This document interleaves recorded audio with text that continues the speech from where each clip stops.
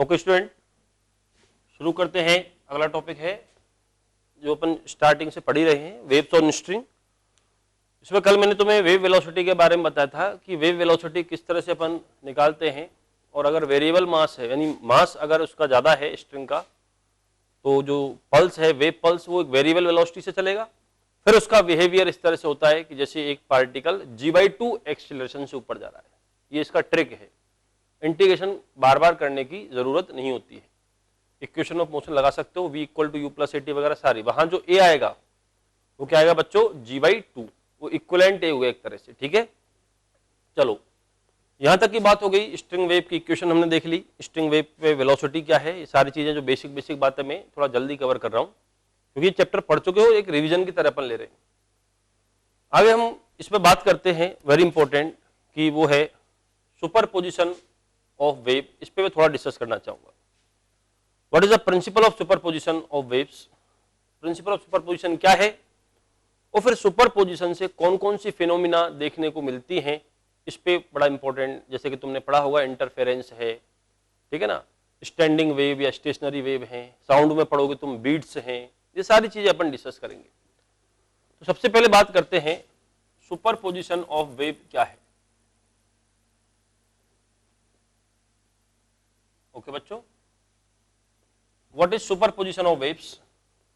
Waves का superposition क्या होता है, इस बारे में अपन समझते हैं।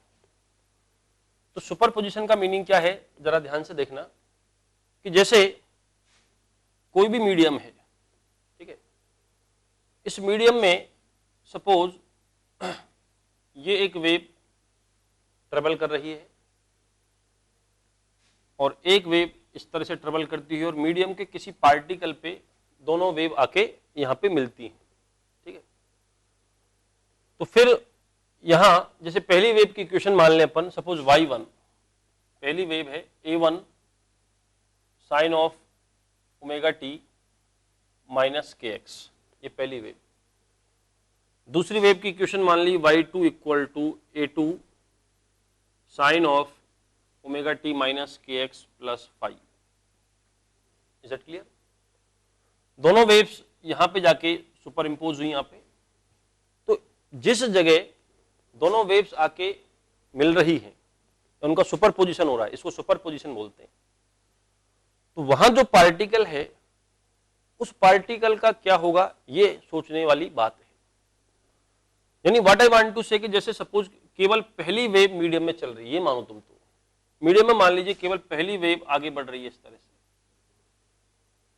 तो अब इस वेव के बारे में तुमने पढ़ा हुआ है कि इस वेव के चलने से क्या होगा कि इस मीडियम का हर पार्टिकल SHM करेगा, और हर एक पार्टिकल का जो एम्पलीट्यूड है वो एम्पलीट्यूड कितना होगा बच्चों, A1 होगा।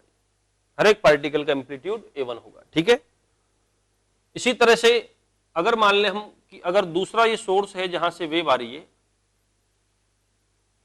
और इस वेव की इक्वेशन मान लें अपन y2 = a2 sine omega t minus kx + 5। Clear, a2 sine of omega t minus kx + 5, ये इसकी इक्वेशन मान लेते हैं अपन।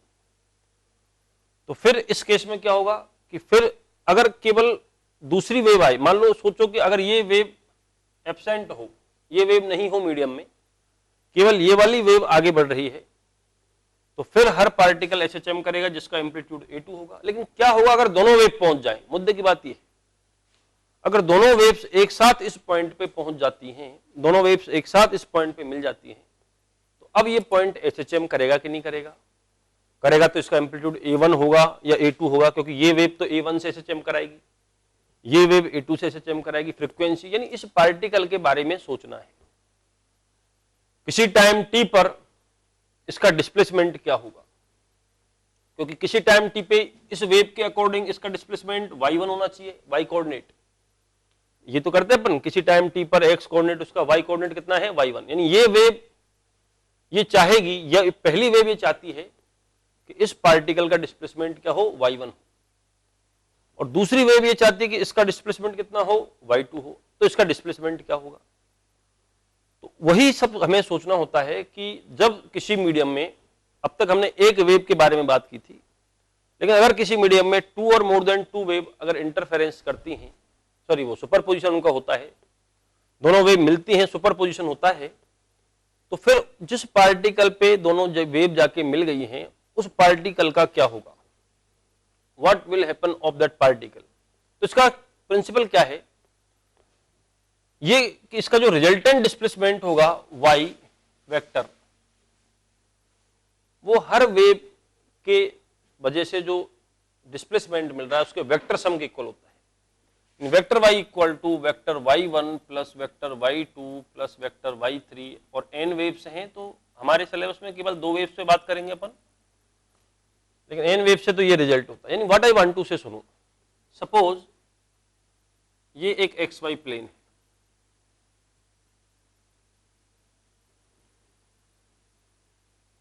ओके, ये xy प्लेन में जैसे एक पार्टिकल है, मैं क्या कहना चाह रहा हूं समझो, मान लो कोई एक वेव यहां से इस डायरेक्शन में आई और वो चाहती है कि किसी टाइम टी पे इसका डिस्प्लेसमेंट इधर हो 3 सेंटीमीटर उस वेव की वजह से, और एक वेव मान लो चाहती है कि जो अलोंग द वाई एक्सिस चल रही है कि इसका डिस्प्लेसमेंट इधर हो कितना 4 सेंटीमीटर।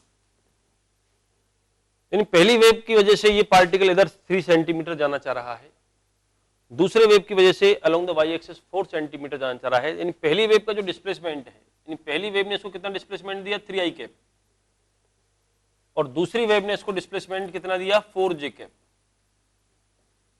तो उसका जो रिजल्टेंट डिस्प्लेसमेंट होगा वेक्टर y, वो होगा vector y1 plus vector y2, यानी this is 3i cap plus 4j cap. तो ये जो होगा ये इस डायरेक्शन में होगा और कितना होगा, तो ये 5 सेंटीमीटर होगा। यही प्रिंसिपल ऑफ सुपरपोजिशन है। अब अगर एक ही डायरेक्शन में है तो वेक्टर लगाने की भी जरूरत नहीं है कि भाई अगर पूरी motion along the x axis हो रही है, जैसे यहां पूरी मोशन किधर हो रही है अलोंग द वाई एक्सिस, तो वेक्टर भी मत लगाओ भले से, y1 प्लस y2 कह सकते हैं क्योंकि एक ही डायरेक्शन में है, समझे। तो ये इसका पूरा कॉन्सेप्ट है कि भाई नेट डिस्प्लेसमेंट जो होगा वो हर इंडिविजुअल वेव कितना डिस्प्लेसमेंट दे रही है उसके वेक्टर सम के बराबर होता है।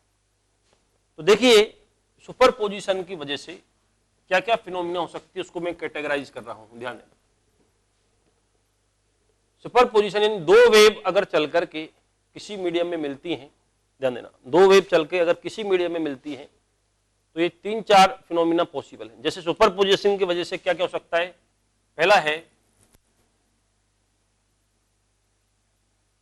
इंटरफेरेंस, जो बहुत इंपॉर्टेंट है, स्ट्रिंग वेव्स में भी पढ़ेंगे और ये काफी इंपॉर्टेंट है साउंड वेव्स में भी, और ये फिर काम आएगा 12th में जब वेव ऑप्टिक्स पढ़ोगे तुम, जो आता है काय में बताए लाइट वेव में, सब में काम आएगा। इसलिए इसकी थियरी बहुत अच्छे से पढ़ना, वही थियरी हर जगह काम आती है, मैक्सिमा मिनिमा वो सारे कंसेप्ट अपन यहाँ ढंग से सीखेंगे। इंटरफेरेंस ऑफ द वेव, यानी व्हाट आई वांट टू से कि 2 वेव्स अगर मिल रही हैं मीडियम में, 2 वेव्स अगर मिल रही हैं तो उन 2 वेव्स के मिलने से कौन कौन सी फिनोमिना पॉसिबल है, 2 वेव्स के मिलने से कौन कौन सी फिनोमिना पॉसिबल है। तो पहली फिनोमिना जो हो सकती है वो है इंटरफेरेंस ऑफ द वेव। दूसरी जो फिनोमिना है ध्यान देना, सेकंड फिनोमिना वो हो सकता है बीट्स, जो कि साउंड वेव में आएगा। इंटरफेरेंस दोनों में पढ़ेंगे अपन, स्ट्रिंग वेव्स में भी और साउंड वेव्स में भी। बीट्स ये केवल साउंड वेव्स में होता है, अपन यहां पे इसको डिस्कस नहीं करेंगे। थर्ड वो है स्टैंडिंग वेव्स या स्टेशनरी वेव भी बोलते हैं इसको, ये भी दोनों में ही है, ये स्ट्रिंग वेव में भी है और ये साउंड वेव में भी है। तो ये 2-3 बड़ी इंपॉर्टेंट फिनोमिना है जो हमें डिस्कस करनी है। और ये तीनों फिनोमिना कब होती हैं, जब 2 वेव मिलती हैं। 2 वेव्स के मिलने से ही इंटरफेरेंस होगा, 2 वेव्स के मिलने से ही बीट्स बनेंगे, 2 वेव्स के मिलने से ही स्टैंडिंग वेव्स बनती है। लेकिन उनको मिलने का तरीका अलग अलग होता है, कुछ अलग बात होती है हर जगह। लेकिन ये चीज को माने कि ये तीनों फिना एटलीस्ट जब होंगी कि जब 2 वेव्स इनका क्या हो, सुपरपोजिशन होता है। अकेली वेव से ना इंटरफेरेंस होगा, ना बीट्स बनेंगे, ना स्टैंडिंग वेव। 2 वेव रिक्वायर्ड है, लेकिन अब वो किस तरह से मिल रही हैं, उनमें कौन कौन सी प्रॉपर्टी है, उस बात पे डिपेंड करेगा कि इंटरफेरेंस होगा कि बीट्स बनेंगे या स्टैंडिंग। हर फिनोमिना की अलग अलग कंडीशन होती है। तो जैसे मैं इंटरफेरेंस से शुरू करता हूं कि इंटरफेरेंस किसे कहते हैं अपन, और कब इंटरफेरेंस होगा। पहले तो पहचानने वाली बात यह है कि इंटरफेरेंस कब होता है। तो देखिए इंटरफेरेंस स्टार्ट करते हैं। मैं दो इक्वेशन लिखता हूं बच्चों, ध्यान देना, कई बार नीट में ऐसे क्वेश्चन भी आते हैं। दो इक्वेशन लिख दी, बताओ ये दोनों जो वेव्स हैं इनका सुपरपोजिशन होगा, इन दोनों वेव्स का सुपरपोजिशन होगा तो कौन सी फिनोमिना होगी इसमें, अरे कौन सी फिनोमिना होती है। तो ध्यान दें इंटरफेरेंस जब होगा तो कौन कौन सी फिनोमिना होगी, मतलब कोई भी दो इक्वेशन लिख दी, उन दो इक्वेशन को लिखने के बाद पूछा जाए कि अगर ये दो वेव इनका सुपरपोजिशन होता है तो क्या होगा, इंटरफेरेंस होगा, बीट्स बनेंगे, स्टैंडिंग वेव बनेंगे, क्या बनेंगे, तो हमें पहचानना होता है। तो मैं दो इक्वेशन लिख रहा हूं, देखना। पहली वेव की इक्वेशन है y1 equal to a1 sine of omega t minus k x, okay, ध्यान से देखना। और दूसरी वेव की इक्वेशन है y2 equal to a2 sine of omega t minus k x plus 5। मान लो नीट में यही क्वेश्चन आ जाए, ये दो इक्वेशन है और दोनों वेव इनका सुपरपोजिशन होता है, दोनों वेव मिलती हैं कहीं, तो इनके मिलने की वजह से यानी इनके सुपरपोजिशन की वजह से कौन सी फिनोमिना मीडियम में होगी। ऑप्शन दे दें, इंटरफेरेंस होगा, ऑप्शन 2 बीट्स बनेंगे। कैसे पहचानोगे, तो इंटरफेरेंस से बात शुरू करता हूं। इंटरफेरेंस क्या होता है इस पे मैं आऊंगा, लेकिन कब होता है पहले यहां बात शुरू कर लें। इंटरफेरेंस कब होगा, पहली बात, पहली जो कंडीशन है वो है फ्रीक्वेंसी, ध्यान से देखना, फ्रीक्वेंसी एंड वेवलेंथ ये दोनों बिल्कुल सेम होनी चाहिए। फ्रीक्वेंसी और वेवलेंथ बिल्कुल बराबर होनी चाहिए दोनों की, जैसा कि यहां देख सकते हो। अब तुम ये नहीं कि यार हमें क्या पता, फ्रीक्वेंसी सेम दिख रहा है, देखो इक्वेशन, ये मैंने ओमेगा लिया है और ये भी ओमेगा लिया है, फ्रीक्वेंसी सेम हो गई। देखो अगर एक को ओमेगा और एक को 2 ओमेगा कर देता तो देखते ही तुम मना कर देते कि इंटरफेरेंस नहीं होगा, इन वेव्स के मिलने से इंटरफेरेंस नहीं हुआ। अगर एक ओमेगा बाई 2 या 2 कुछ अलग होता। वेवलेंथ सेम है बिल्कुल, ये भी इक्वेशन में दिख रहा है, हर चीज इक्वेशन अपने आप बोल रही है, ध्यान से, क्योंकि इसका जो प्रोपेगेशन कांस्टेंट के है और इसका भी के है, जानते हो क्या होता है, 2 पाई अपॉन लैम्डा, इसका जो लैम्डा है वही इसका लैम्डा होगा, तो इसलिए दोनों का के क्या है, सेम हो गया ये। तो फ्रीक्वेंसी वेवलेंथ ये बिल्कुल सेम होनी चाहिए। नंबर 2, दोनों वेव्स एक ही डायरेक्शन में प्रोपेगेट होनी चाहिए, ठीक है ना। वेव्स शुड मूव या wave should travel in same direction, wave same direction में चलनी चाहिए। देखो ये भी दिख रहा है, omega t minus k x किधर जा रही है, ये वेव प्लस आई कैप में, यहां भी omega t minus k x है, ये किधर जा रही है, प्लस आई कैप में। फ्रीक्वेंसी सेम हो गई, वेवलेंथ सेम हो गई, एक ही डायरेक्शन में ट्रेवल कर रही है ये, समझे।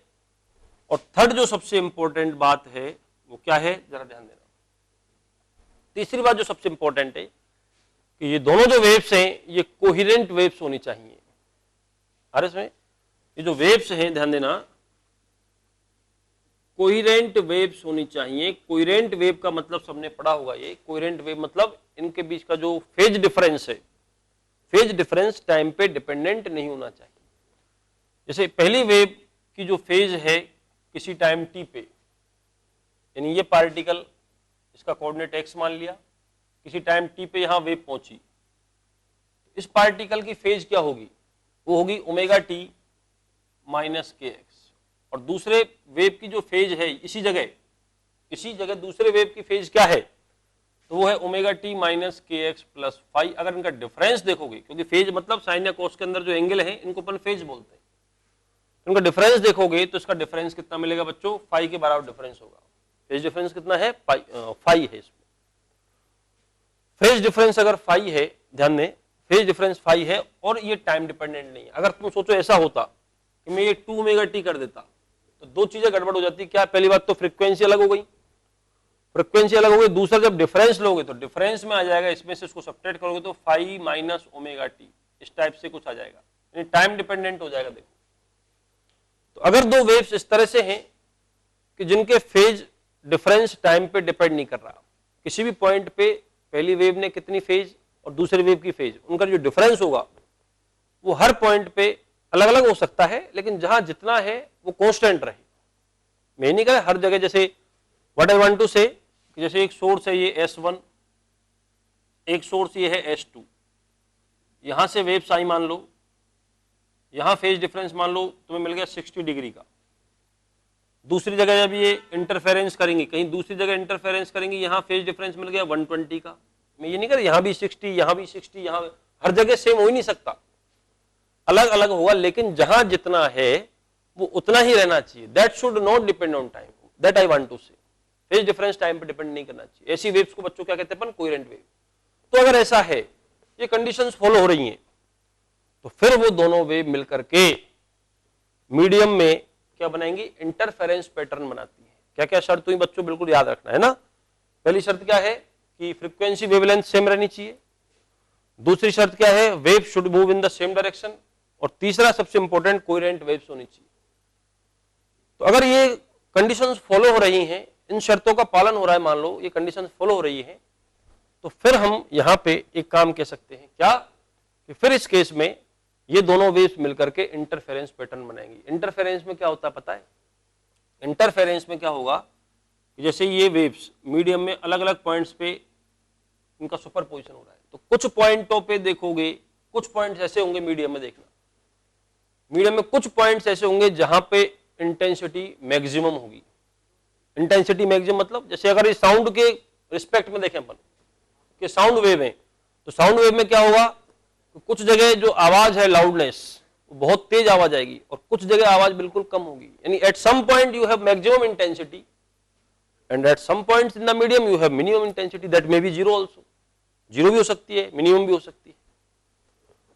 आई बात समझ में। तो ये जो फिनोमिना है कि दो ऐसी वेव, ये तीनों कंडीशंस को फॉलो करने वाली, तीनों कंडीशंस को फॉलो करने वाली अगर ऐसी वेव मीडियम में अलग अलग जगह जाकर के मिलती हैं, तो कुछ पॉइंटों पे इंटेंसिटी मैक्सिमम होगी। जैसे लाइट पढ़ाऊंगा मैं ऑप्टिक्स में, वहां इंटरफेरेंस पढ़ेंगे ऑफ लाइट, तो यहां इंटेंसिटी मतलब कुछ पॉइंटों पे जो ब्राइटनेस है वो ब्राइटनेस बहुत ज्यादा होगी, एकदम चमकीले पॉइंट होंगे एकदम, और कुछ पॉइंटों पे जो ब्राइटनेस है वो क्या होगी, मिनिमम होगी। साउंड में कहोगे तो आवाज से सोचो कि आवाज, लाउडनेस, कुछ पॉइंटों पे लाउडनेस मैक्सिमम है, कुछ पॉइंटों पे लाउडनेस क्या होगी, मिनिमम होगी। तो ये जो फिनोमिना है ये इंटरफेरेंस कहलाता है। अब ऐसा क्यों हुआ, इसका मैथमेटिकली अपन प्रूफ देखते हैं। बच्चों ध्यान देना, सब बड़ा सिंपल सा सिनेरियो है, जरा ध्यान से देखो। मैं यही दो इक्वेशन लेके चल रहा हूं और फिर ये तुम्हें प्रूव करता हूं कि ऐसा क्यों हुआ। Why this is so that intensity is maximum at some point? Why this is so that intensity is minimum at some point? ऐसा क्यों हुआ, इसको मैथमेटिक्स से देखते हैं। ओके, तो I have equations y1 equal to a1 sine of omega t minus kx and second equation y2 equal to a2 sine of omega t minus kx plus 5। Okay, अब ये दोनों वेव्स किसी point पे मिली जिसका coordinate x मान लूं मैं, x coordinate x है। तो किसी टाइम t पे अगर हम देखें तो मैं इसको फेजर डायग्राम, क्योंकि तुम्हें पता है कि y इक्वल टू होगा y1 प्लस y2, वेक्टर लगाने की भी जरूरत नहीं है क्योंकि पार्टिकल की मोशन किधर हो रही है, अलोंग द y एक्सिस। तो हर वेव इसको डिस्प्लेस करेगी किधर, j कैप में। जब दोनों वेक्टर एक ही डायरेक्शन में, तो वेक्टर लगाने की भी जरूरत नहीं। अब मैं अगर इनको ऐड करता हूं, ये एक साइनोसोडियल क्वांटिटी है, साइन कोस की क्वांटिटी है, ये भी एक साइनोसोडियल है।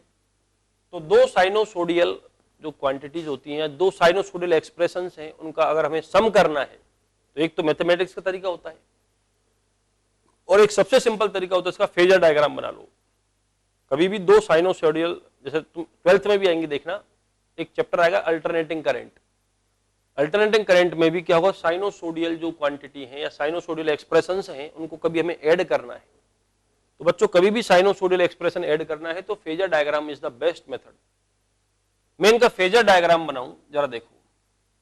ये क्लियर है कि सेकंड जो वेव है, ध्यान से देखो, सेकंड वेव की जो फेज है वो पहली वेव से फाई एंगल से ज्यादा है। देखो सेकंड की जो फेज है वो omega t minus k x plus something phi है। तो अगर मैं पहली वेव की फेज को यहां ले लूं, इसका जो एम्पलीट्यूड है वो है a1, वेक्टर की लेंथ a1 है और इसकी phase omega t minus k x, ये रेफरेंस मान लिया मैंने।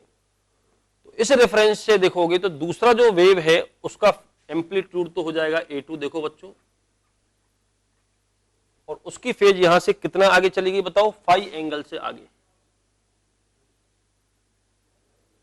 और अब इनका रिजल्टेंट निकाल दो, तो इनका जो रिजल्टेंट है वो वही इक्वेशन होगा जो बेसिकली अपन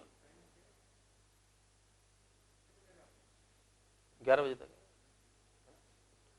ओके, तो इधर A1 है, इधर A2 है, और यहां पे ये फेज डिफरेंस कितना फाई। तो मैं ये कह रहा था कि इनका वेक्टर रिजल्टेंट निकाल दीजिए, इनका हम वेक्टर रिजल्टेंट निकाल देते हैं।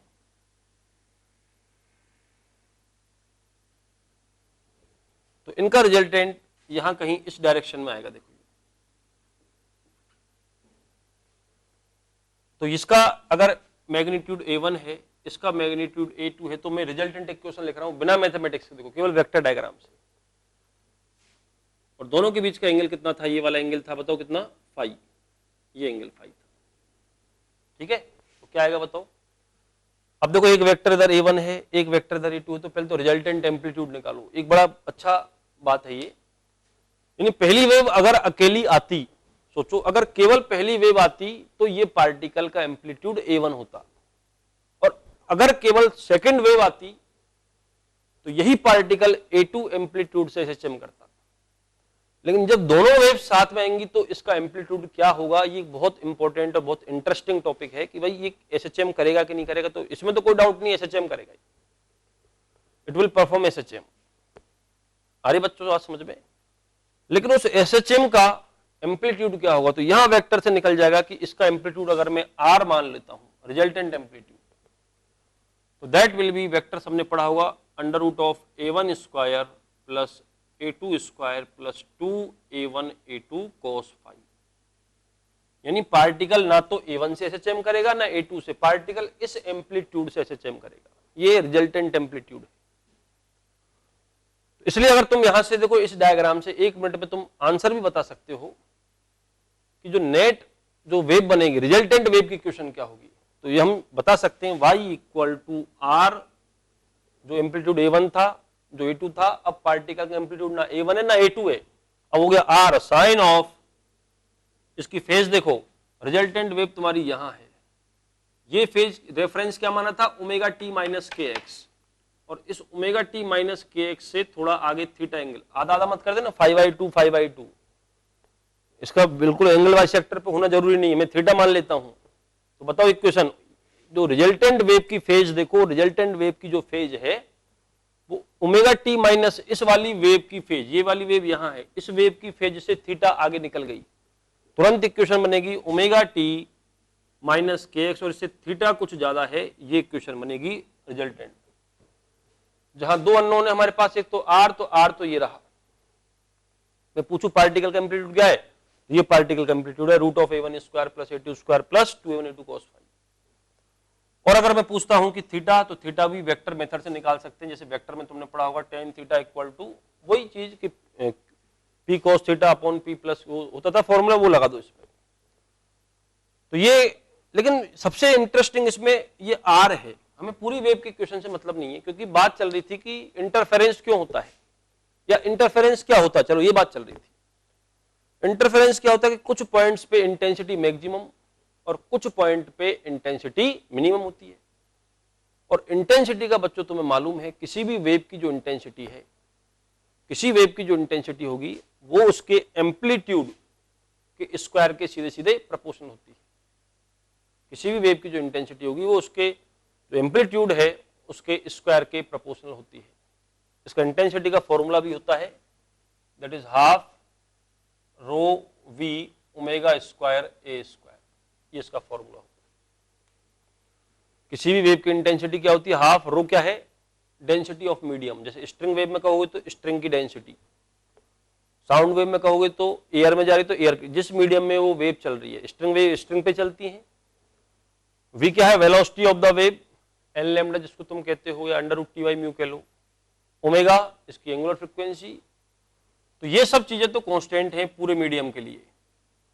एक मीडियम में अगर अलग अलग वेव चल रही हैं एक ही मीडियम में, तो ये सारी चीजें कांस्टेंट है भाई, रो मीडियम वही है।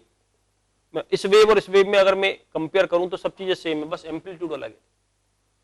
तो किसी पॉइंट पे इंटेंसिटी क्या होगी, वो पूरी डिपेंडेंसी आ गई एम्पलीट्यूड के स्क्वायर पे।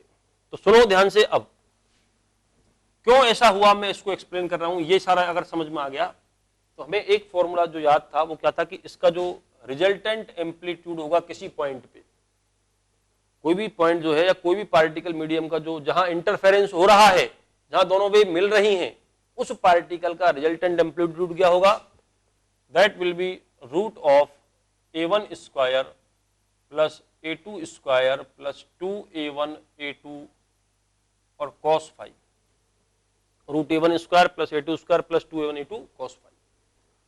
तो चलो अब सोचते हैं कि मान लीजिए ये पहला सोर्स है S1 और ये दूसरा सोर्स है S2। इस सोर्स से और इस सोर्स से दोनों इस पॉइंट पे पहुंचेंगे। यहां मान लो कोई फेज डिफरेंस फाई 1 है दोनों में, जो कि फाई 1 है और फाई 1 ही रहेगा क्योंकि ये टाइम डिपेंडेंट नहीं। लेकिन वेव्स तो बहुत सारी निकलेंगे, ऐसा नहीं कि बस एक ही पॉइंट पे इंटरफेरेंस होगा। यहां से ये वेव मान लो इधर जा रही है, एक वेव यहां भी इंटरफेरेंस हो गए, ये लो यहां फेज डिफरेंस मान लो फाई 2 है। तीसरी जगह देखें कहीं मान लो एक वेव यहां से गई, एक वेव यहां से गई, यहां दोनों ये वेव मिल रही हैं, यहां फेज डिफरेंस कितना हो गया, मान लो फाई 3 हो गया। ऐसे ही अलग अलग जगह हम बात कर रहे हैं, ये वेव्स इस तरह से जा रही हैं और इन पॉइंटों पे phase difference phi 1 phi 2 phi 3 phi 4 इस तरह से हो रहा है। ओके, तो बच्चों सुनो, अब मैं ये कह रहा हूं कि एक बात बताओ, इन सभी पॉइंटों का मैं नाम दे दूं, चलो ए बी सी डी से 4 पॉइंट मैंने कंसीडर किए, तो चारों पॉइंटों पे फेज डिफरेंस अलग है, बिल्कुल अलग है। और अगर चारों पॉइंटों पे फेज डिफरेंस यानी फाई की वैल्यू अलग है तो हर पॉइंट का एम्पलीट्यूड भी अलग होगा कि नहीं होगा बताओ। और हर पॉइंट का अगर एम्पलीट्यूड अलग है तो हमें पता था कि इंटेंसिटी जो है वो प्रोपोर्शनल टू आर स्क्वायर होती है। कहने का मतलब जहां पे एम्पलीट्यूड ज्यादा है वहां इंटेंसिटी भी ज्यादा होगी और जहां एम्पलीट्यूड कम है वहां इंटेंसिटी भी कम होगी। अरे बस में तो इसलिए यहां से मैं कह सकता हूं कि देखो मैक्सिमम, अब मैथमेटिक्स लगाओ थोड़ा सा कि मैक्सिमम इंटेंसिटी कहां होगी पूरे मीडियम में, ऐसे कौन से वो पॉइंट्स हैं जिन पे मैक्सिमम इंटेंसिटी होगी। तो पॉइंट्स वो होंगे जहां एम्पलीट्यूड मैक्सिमम होगा और एम्पलीट्यूड जो मैक्सिमम है वो वहां होगा जहां cos फाई 1 होता है। तो पहला पॉइंट ले रहा हूं मैं फॉर मैक्सिमम इंटेंसिटी, ध्यान देना, फॉर मैक्सिमम इंटेंसिटी अगर हम बात करते हैं, मैक्सिमम इंटेंसिटी उस पॉइंट पे होगी जहां एम्पलीट्यूड मैक्सिमम है बच्चों, और एम्पलीट्यूड वहां मैक्सिमम होगा where cos phi equal to maximum 1 से ज्यादा नहीं हो सकता। ये सबने पढ़ा होगा, थोड़ा सा मैथमेटिक्स अपने पे आती भी है। cos थीटा या sin थीटा की वैल्यू कभी 1 से ज्यादा नहीं होती है, तो cos फाई जहां 1 हो जाएगा वो मैक्सिमम है। तो ऐसा कहां होगा जहां फाई इक्वल टू, जहां पे फाई इक्वल टू कितना होगा बताओ, cos फाई 1 का होता है 0 डिग्री पे या 360 डिग्री पे या इसका 4 टाइम्स या 6 पाई, यानी even multiple of pi, that I want to say. तो ये ऐसी जगह है, यानी सोचो इसको कि भाई चारों point A B C D, और भी पॉइंट हो सकते हैं, बहुत सारे पॉइंट होंगे, तो उनमें से वो पॉइंट, वो जगह जहां पर फेज डिफरेंस 0 2 पाई 4 पाई 6 पाई और या 2n pi even multiple of pi है, उन जगहों पे जाके देखो वहां सबसे ज्यादा इस इंटरफेरेंस का फायदा। इनसे बात करो पार्टिकल से, जैसे मान लो यहां फेज डिफरेंस मान लो 0 है, इनसे बात करते हैं पार्टिकल्स। यहां मान लो फेज डिफरेंस 2 पाई है, मैं 2 पार्टिकल से जाके बात कर रहा हूं, है ना। इस पार्टिकल से पूछो कि भाई हाउ आर यू, इंटरफेरेंस हुआ कैसा लगा, तो क्या कहेगा बताओ ये कि यार सर बहुत बढ़िया मस्त इंटरफेरेंस हुआ। क्यों कि भाई अगर अकेली पहली वेव आती, इससे पूछो ना कि तुम्हें क्या फायदा हुआ, कि यार अगर अकेली पहली वेव आती तो मेरा एम्पलीट्यूड A1 होता, जो तो सबका ही हो रहा है। अगर केवल अकेली दूसरी वेव आती तो मेरा एम्पलीट्यूड कितना होता, A2, वो भी सबका हो रहा है। लेकिन इंटरफेरेंस की वजह से अब मेरे पास सबसे मैक्सिमम एम्पलीट्यूड है जो मेरे पड़ोसियों के पास नहीं है। अरे बस समझ में, वही स्टेटमेंट ये देगा। ये दोनों बड़े खुश हैं, ये पार्टिकल इंटरफेरेंस होने से बड़े सुखी हो गए। अरे उससे क्यों कि यार मजे हो गए, अब हमारा एम्पलीट्यूड मैक्सिमम, हम बहुत बड़ी बड़ी SHM कर सकते हैं। Are you getting this. तो ये वो लकी पार्टिकल कह लो, ये लकी पॉइंट है, ये वो जहां पर जो फेज डिफरेंस है वो इवन मल्टीपल ऑफ पाई है, वो पार्टिकल सब सुखी हैं, सब मस्त हैं वो, कि बढ़िया ऐसा इंटरफेरेंस हुआ, बहुत अच्छा रहा क्योंकि हमारा एम्पलीट्यूड मैक्सिमम हो गया। तो बच्चों ऐसे पार्टिकल कहां मिलेंगे? या तो ऐसे कहो कि ये वो पार्टिकल हैं, यानी व्हाट आई वांट, तो ऐसा जो इंटरफेरेंस है, इस टाइप का जो इंटरफेरेंस है जहां पार्टिकल का मैक्सिमम एम्पलीट्यूड है अपने पड़ोसियों के रिलेटिव, अपने जो पड़ोसी हैं उनसे ज्यादा इनके पास एम्पलीट्यूड है, तो ऐसे इंटरफेरेंस को बच्चों हम बोलते हैं, सबने पढ़ा होगा, कंस्ट्रक्टिव इंटरफेरेंस कहते हैं। क्या कहते हैं? कंस्ट्रक्टिव इंटरफेरेंस कहते हैं। ओके, तो कंस्ट्रक्टिव इंटरफेरेंस कहां होता है? कंस्ट्रक्टिव इंटरफेरेंस वहां होगा जहां दो वेव्स के बीच में जो फेज डिफरेंस है, दोनों वेव्स के बीच जो फेज डिफरेंस है, that should be even multiple of pi, वो पाई का इवन मल्टीपल होना चाहिए, वहां जाकर के कंस्ट्रक्टिव इंटरफेरेंस होगा। Is it clear? वहां जाकर के ये कंस्ट्रक्टिव इंटरफेरेंस होगा ये। और सेकेंड, नंबर 2, या इसको एक तरह से और कह सकते हैं, क्योंकि अगर तुम्हें फेज डिफरेंस मालूम है तो एक बड़ी इंपॉर्टेंट टर्म होती है बच्चों, पाथ डिफरेंस। पाथ डिफरेंस का मतलब समझते हो? ये ज्यादा फील करने वाली चीज है। फेज डिफरेंस तो ठीक है, इक्वेशन होंगी तो पता भी लग जाएगा फेज डिफरेंस, इक्वेशन नहीं है तो पता भी नहीं लगेगा। पाथ डिफरेंस ज्योमेट्री से आ सकता है, नाम से पता लग रहा है पाथ डिफरेंस। ध्यान देना, पाथ डिफरेंस क्या है, इसको मैं एक एग्जांपल से समझाऊं तुम्हें। जैसे मान लो दो सोर्स हैं बच्चों, एक सोर्स ये है, एक सोर्स ये है, दो साउंड सोर्स S1 S2, समझे? इस सोर्स से एक वेव यहां गई और इस सोर्स से वेव यहां जा रही। मान लो ये वेव चल के गई 3 मीटर और दोनों सोर्स के बीच का डिस्टेंस 4 मीटर है। अब मैं कहता हूं पाथ डिफरेंस बताओ, पाथ डिफरेंस कितना है? पाथ डिफरेंस मतलब एक वेव दूसरे वेव के रिस्पेक्ट में कितना ज्यादा डिस्टेंस चल के आई है। अरे एक वेव दूसरे वेव के रिस्पेक्ट में कितना डिस्टेंस ज्यादा चल के आई है। ये तो सीधा दिख रहा है 3 मीटर चल के आई है, देखो, और यहां ज्योमेट्री से आसानी से निकल जाता है ये। अगर ये 3 है और ये 4 है तो क्लियर दिख रहा है, हाइपोटेनियस बनेगा कितने का बताओ? 5 का। तो इनसे बात करो अब कि भाई तुम कितना चल के आए हो, कि मैं 3 मीटर, और इसे पूछो इस वेव से कि तुम कितना चल के आए हो, कि 5 मीटर, तो कितने का डिफरेंस है? तो ये क्लेम करेगी ये वाली वेव कि मैं 2 मीटर ज्यादा चल के आई हूं, देखो। तो पाथ डिफरेंस कितना हो गया? डिफरेंस ऑफ डिस्टेंस ट्रेवल्ड, उनका जो डिस्टेंस ट्रेवल्ड है उसका डिफरेंस जो होगा वो पाथ डिफरेंस कहलाता है। तो यहां पाथ डिफरेंस होगा 5 - 3 यानी 2 मीटर। पाथ डिफरेंस इसलिए इंपॉर्टेंट है क्योंकि क्वेश्चंस में ज्योमेट्री देते हैं कि एक सोर्स यहां है, एक यहां है, अब बताओ, जैसे मैं कह दूं बताओ पॉइंट पी पे मैक्सिमा बनेगी या मिनिमा, या कौन सा इंटरफेरेंस होगा, तो पाथ डिफरेंस से पता लगा सकते हो। कैसे? अगर फेज डिफरेंस ये है तो इनमें एक रिलेशन होता है बच्चों, delta phi equal to 2 pi upon lambda into delta x. यानी किसी पॉइंट पे अगर तुम्हें फेज डिफरेंस पता है तो उस पॉइंट पे पाथ डिफरेंस पता लगा सकते हो, या किसी पॉइंट पे पाथ डिफरेंस पता है तो उस पॉइंट पे फेज डिफरेंस हम पता लगा सकते हैं। तो यहां जो डेल्टा फाई है ये तो हो गया फेज डिफरेंस, और डेल्टा एक्स ये है पाथ डिफरेंस। तो चलो फेज डिफरेंस की वैल्यू पुट करके देखते हैं इसमें, इसको 0 रखता हूं मैं। अगर फेज डिफरेंस 0 है यानी इंटरफेरेंस कंस्ट्रक्टिव कब हो रहा है कि फेज डिफरेंस 0 हो, इसी बात को ऐसे कह सकते हो क्या कि पाथ डिफरेंस कितना हो, फेज डिफरेंस की वैल्यू रखते जाओ तो 0 होगा। या ये कहो कि फेज डिफरेंस 2 पाई हो और फेज डिफरेंस 2 पाई रखो, यहां फेज डिफरेंस 2 पाई रखोगे तो पाथ डिफरेंस कितना आएगा? लैम्डा हो। या फेज डिफरेंस को 4 पाई रखेंगे तो कितना होगा? 2 लैम्डा होगा ये, और इसी तरह से ये होगा n लैम्डा। तो बच्चों इट इज मोर इंपॉर्टेंट। तो बताओ कौन से पार्टिकल सुखी हैं, कौन से पार्टिकल की मौज लग रही है कि इंटरफेरेंस हो गया, मजे आ गए साहब। कौन से पार्टिकल हैं? ये वो लकी पार्टिकल हैं बच्चों जहां पर पहुंचने वाली वेव्स के बीच में जो पाथ डिफरेंस है, पाथ डिफरेंस ज्यादा इंपॉर्टेंट है, that should be 0, lambda, 2 lambda, 3 lambda, यानी integer multiple of lambda. It should be integer multiple of lambda. जहां हुआ वो पार्टिकल सब मस्त हैं कि बहुत अच्छा रहा, इंटरफेरेंस हो गया, अब हम सबसे ज्यादा पैसे वाले हो गए, हमारे पड़ोसी के पास इतना पैसा नहीं है, हमारे पास सबसे ज्यादा पैसा, ये सुखी हो गए सब। ठीक है, चलो अब कुछ तो सुखी हो गए और बच्चों कुछ दुखी हो गए। यहां पे कुछ पार्टिकल से और बात करते जो बेचारे दुखी हैं। दूसरा इंटरफेरेंस कौन सा होता है? Destructive interference. ध्यान देना, तो डिस्ट्रक्टिव इंटरफेरेंस क्या होगा, दूसरा लेते अपन, फॉर मिनिमम इंटेंसिटी। ध्यान देना सब, मिनिमम इंटेंसिटी के लिए बात करते हैं।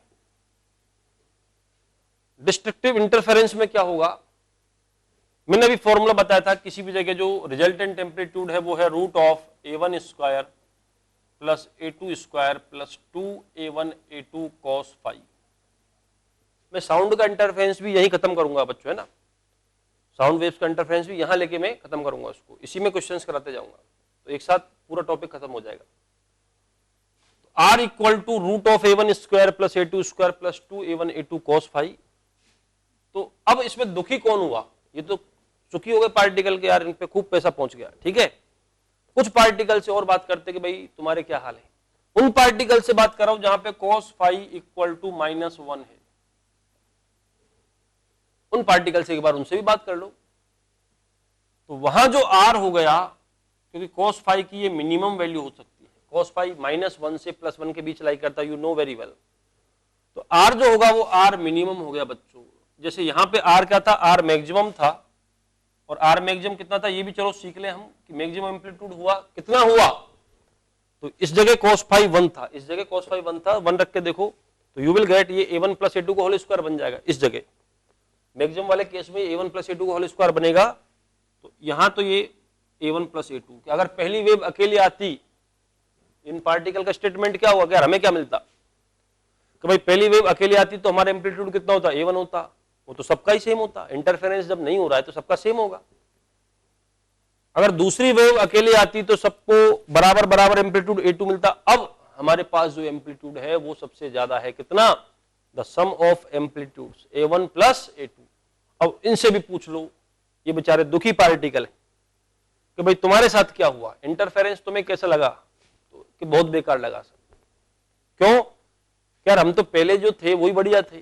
सोचो कि पहले कम से कम अगर अकेली वेव आती तो हमारे पास कम से कम कितना एम्पलीट्यूड होता, a1 होता, या अकेली दूसरी वेव आती तो a2 तो होता।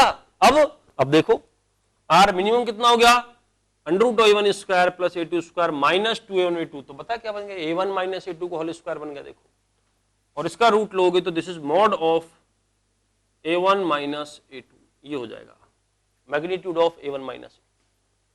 समझे बच्चों। और चलो ये तो तुमने थोड़ी सी इन पे दया दिखा दी।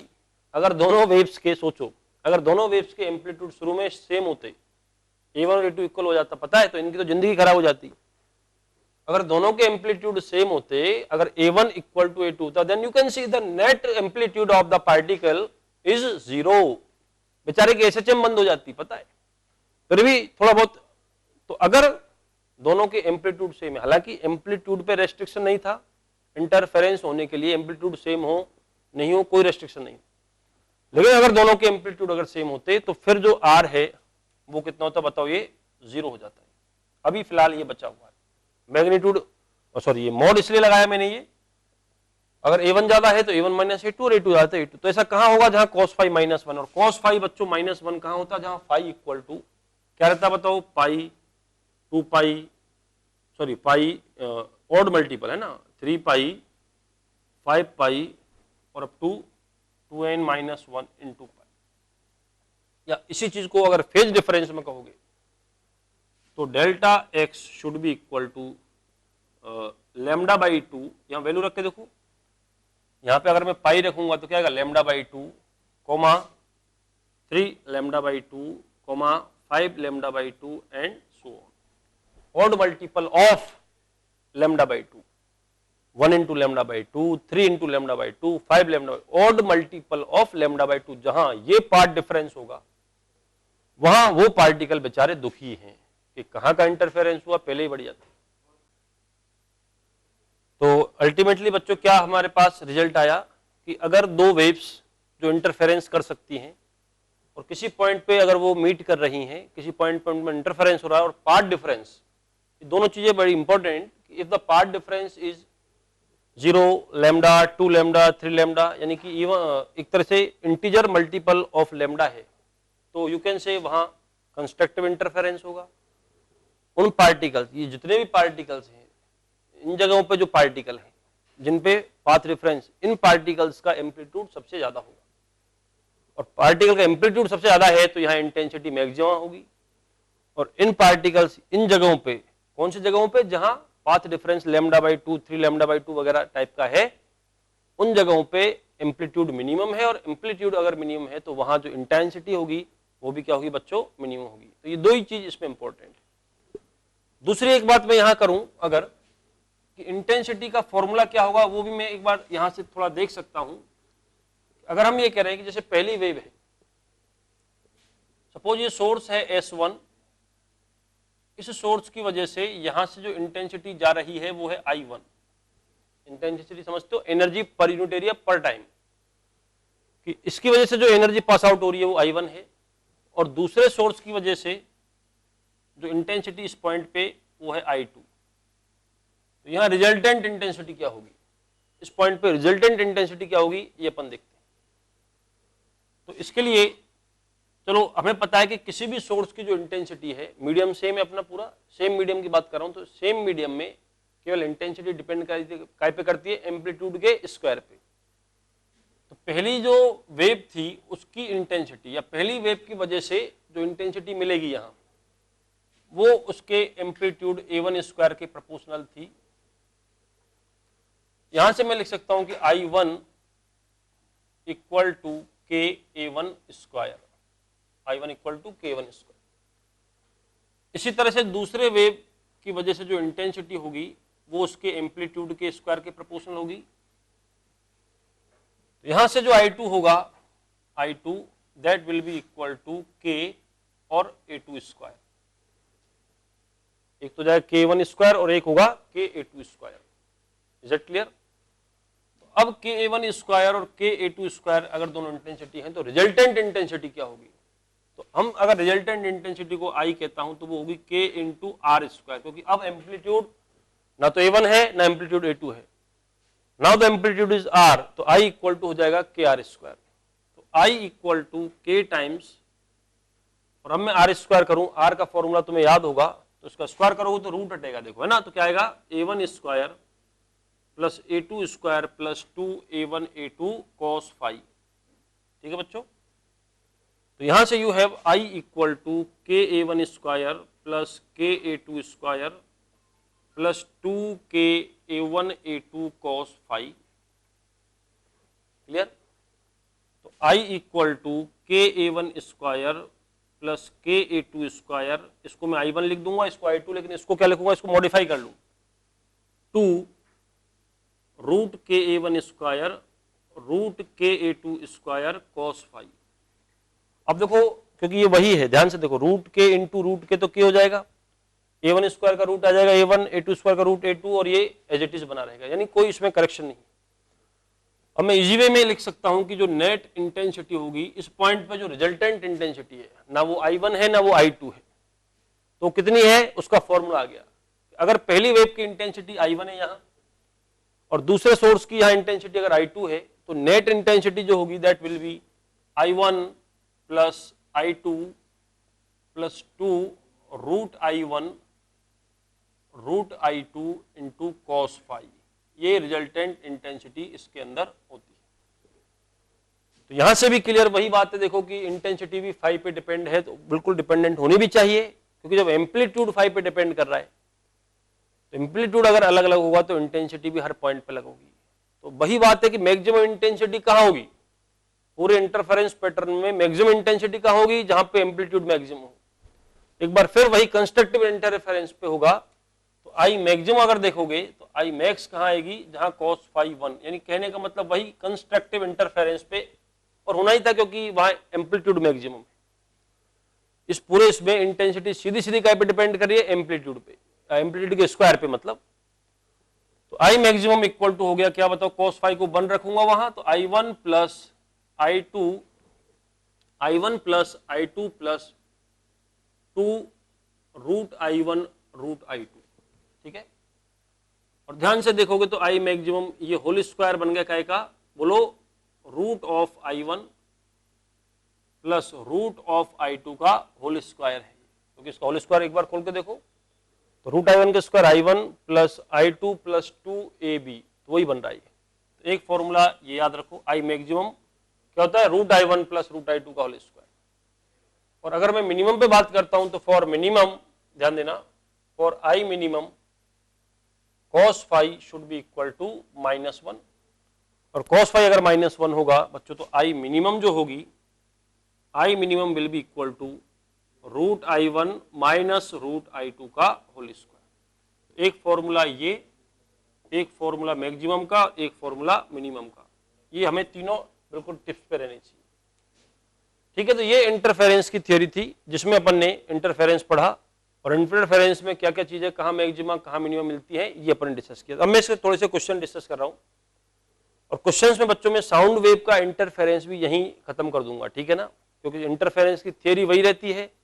बस साउंड वेव में बोलते हैं कि कहाँ आवाज मैक्सिमम सुनाई देगी, लाइट वेव में बोल देंगे कहाँ पे ब्राइटनेस मैक्सिमम होगा, कंसेप्ट पूरा वही की वही रहेगा।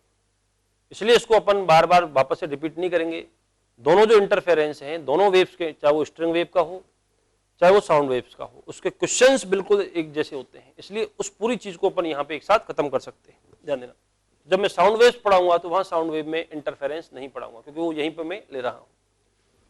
तो लेट अस सी, सबसे कुछ बेसिक क्वेश्चंस लेते हैं अपन। ध्यान देना, हमें गिवन है दो वेव्स जो इंटरफेरेंस पैटर्न बना रही हैं, ठीक है, two waves which are making a interference pattern have ratio of their individual intensity, यानी I1 पहली का इंटेंसिटी है और I2 दूसरी वेव की इंटेंसिटी, ये इंडिविजुअल इंटेंसिटी। पहली वेव की इंटेंसिटी I1 है और दूसरी वेव की इंटेंसिटी I2, इनका रेशियो दे रखा हमें, वो है 9:25। ठीक है बच्चों, पहली वेव की इंटेंसिटी अगर I1 है और दूसरे वेव की इंटेंसिटी अगर I2 है, तो I1 अपॉन I2 गिवन है 9/25। पहला क्वेश्चन इसमें पूछा है, find the ratio of amplitude, इनके एम्पलीट्यूड का रेशियो बताओ। बहुत सिंपल क्वेश्चन है, बिल्कुल बेसिक से स्टार्ट कर रहा हूं। और दूसरा क्वेश्चन है, find I maximum upon I minimum in interference. I maximum upon I minimum का रेशियो बताना है काय में, इंटरफेरेंस में, कि क्या रेशियो रहेगा। Is it clear? तो दो क्वेश्चन है बच्चों हमारे पास। पहला तो find the ratio of amplitude, तो बिल्कुल क्लियर है कि किसी भी वेव की जो इंटेंसिटी, अभी मैंने बात की थी, किसी वेव की इंटेंसिटी उसके एम्पलीट्यूड के स्क्वायर के प्रोपोर्शनल है। तो इसको मैं लिख सकता हूं KA1 square upon KA2 square, ये तुम्हें गिवन था। KA1 square upon KA2 square, ये कितना है, 9 डिवाइडेड बाई 25। और दोनों तरफ का अपन अंडर रूट लेते हैं तो क्या आएगा, this is A1 upon A2। कैसे तो कैंसिल हो गया, दोनों तरफ का रूट लेंगे तो A1 upon A2 you will have 3:5। तो पहले का आंसर तो सिंपल ये हो गया। दूसरा क्वेश्चन पूछा है कि मैक्सिमम इंटेंसिटी और मिनिमम इंटेंसिटी का रेशियो। तो मैक्सिमम इंटेंसिटी का फॉर्मूला क्या था बोलो, root I1 plus root I2 का होल स्क्वायर अपॉन, और मिनिमम इंटेंसिटी क्या थी, root I1 minus root I2 का होल स्क्वायर। ये रेशियो बताना है बच्चों, है ना। अब I1 अपॉन I2 तुम्हें गिवन है, तो दोनों तरफ का रूट ले लो, क्योंकि रूट I1 और रूट I2 से काम पड़ेगा ना। तो अगर मैं दोनों तरफ का रूट लेता हूं तो you have under root of I1 divided by under root of I2, और इधर रूट लेंगे तो दिस इज 3:5। आ रहा समझ में, 3:5 आएगा। और यहां पर अगर मैं वैल्यू पुट कर दूं तो एक तरह से मान सकता हूं, रूट I1 को 3 मान लो, रूट I2 को 5 मान सकते हैं, क्योंकि रेशियो जब इसमें है तो ये कितना हो जाएगा बताओ, दिस इज 3 + 5 अपॉन 3, यानी होल स्क्वायर कर लो, चलो 3 + 5 का स्क्वायर अपॉन 3 - 5 का स्क्वायर, क्योंकि स्क्वायर में प्लस माइनस से कोई फर्क नहीं पड़ना। तो ऊपर हो जाएगा 8 का स्क्वायर 8 × 8 डिवाइडेड बाई, इधर रह जाएगा -2 का स्क्वायर करोगे तो 4, समझे। और 4 से यहाँ पे 2 टाइम्स कैंसिल होगा, तो क्या रेशियो आ गया बताओ, दिस इज 16। तो 16:1 में मैक्सिमम और मिनिमम इंटेंसिटी का रेशियो होगा। आगे बात समझ में, तो इस तरह से अपन देख सकते हैं। अगला क्वेश्चन देखो, दो वेव्स है हमारे पास, दो साउंड वेव हैं। मैंने कहा ना क्वेश्चन एक जैसे होंगे, ये नहीं साउंड वेव तो पड़ी नहीं, सेम टू सेम है। दो साउंड वेव्स हैं, पहले की इंटेंसिटी दे रखी है हमें 0.49 वाट पर मीटर स्क्वायर। ये इंटेंसिटी का यूनिट होता है ना, energy per unit area per unit time. Unit area से पर सेकंड कितनी एनर्जी पास आउट हो रही है, उसको हम वेव की इंटेंसिटी कहते हैं। तो पहली वेव की इंटेंसिटी एक साउंड वेव है बच्चों, और उस साउंड वेव की इंटेंसिटी 0.49 वाट पर मीटर स्क्वायर है। और जो दूसरी वेव है, दूसरा एग्जांपल ले रहा हूं मैं, दूसरी वेव की जो इंटेंसिटी है वो है 0.36 वाट पर मीटर स्क्वायर। ओके, और ये दोनों इंटरफेरेंस कर रही हैं वेव। ये भी दे रखा क्वेश्चन में कि दो wave are making a interference pattern in the medium, medium interference हो रहा है। तो तीन जगह पे इंटेंसिटी बतानी है। पहला है वेयर फेज डिफरेंस इज 0, उस जगह इंटेंसिटी बताओ जहां फेज डिफरेंस 0 है। दूसरा where phase difference is 90 degree या π/2 कह दो की बात है। और तीसरा इंटरेस्टिंग कि वेयर पाथ डिफरेंस, ध्यान से देखना, where path difference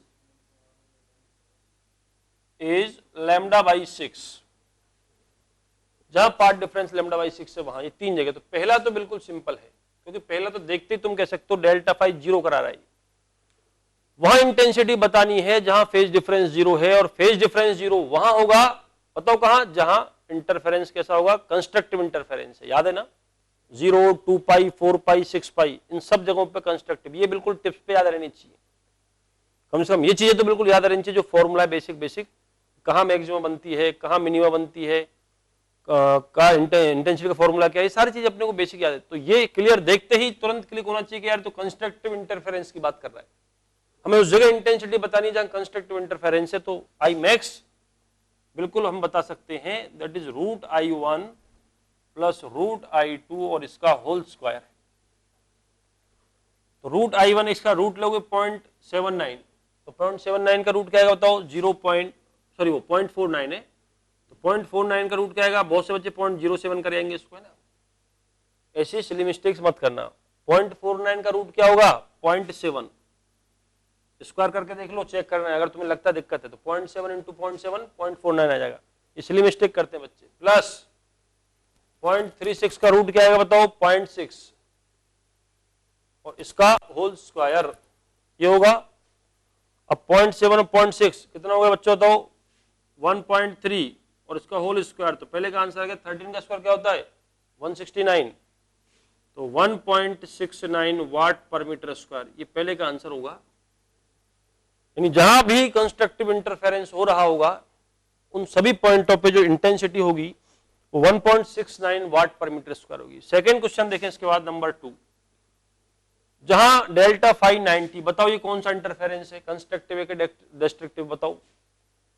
phi equal to 90 या फेज डिफरेंस 90 होना कौन सा इंटरफेरेंस है, बोलो, कंस्ट्रक्टिव है या डिस्ट्रक्टिव। तो ये कोई सा ही नहीं है, ये मैंने कहा ना याद होनी चाहिए। कंस्ट्रक्टिव का होता है 0, 2 पाई, 4 पाई, 6 पाई, 8 पाई पे। डिस्ट्रक्टिव का होता है पाई, 3 पाई पे। तो इसे कोई सा ही ना कंस्ट्रक्टिव है ना डिस्ट्रक्टिव है। यानी यहाँ इंटेंसिटी ना तो मैक्सिमम होगी ना ही यहाँ इंटेंसिटी मिनिमम है। यहाँ intensity will be lie between maxima to minima somewhere, या इंटेंसिटी कुछ बीच टाइप में होगी।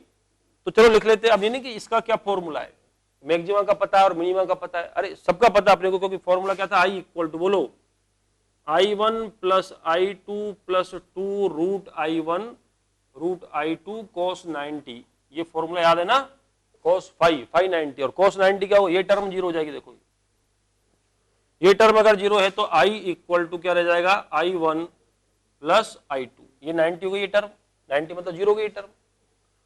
तो ऐड करना था बस, I equal to I1 plus I2, add करो इनको तो कितना हो जाएगा, ये 9 and 6 15 and 8 हो जाएगा वो 0.85 वाट पर मीटर स्क्वायर। ओके, 0.85 वाट पर मीटर स्क्वायर। और तीसरा है जहां पाथ डिफरेंस λ/6 है।